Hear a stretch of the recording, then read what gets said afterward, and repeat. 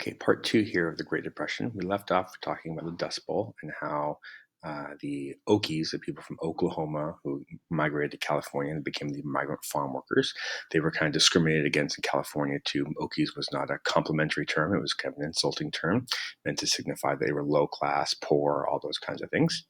Also, kind of in the West, you have Mexican Americans that were mostly unskilled labor. Many of them were migrant farm workers.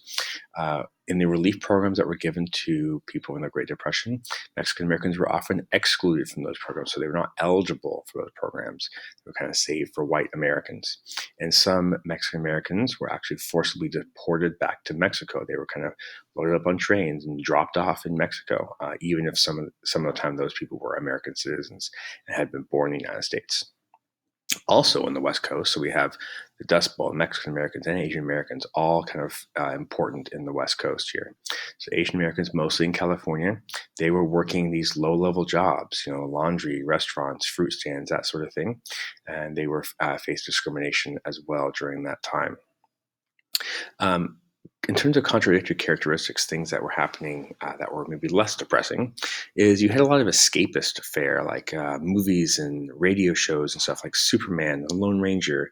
It kind of like gave people a chance to escape from the kind of trauma of their daily lives. And because these were on the radio programs, it was kind of this unifying culture, kind of brought people together. They could talk about these things. Radio was still relatively inexpensive, or at the time it was relatively inexpensive, so people could kind of gather around that and kind of escape from their lives. You also had books like Gone with the Wind, kind of a historical epic going back to another time period.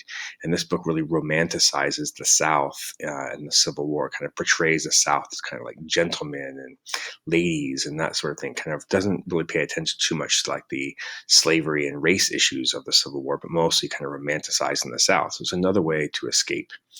Movies, you had cheap movies as well, like Walt Disney starts to come out with movies at that time.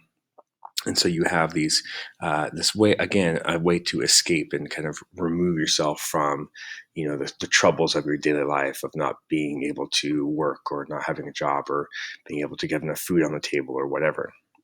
So all these things kind of combine to create this escapist fare.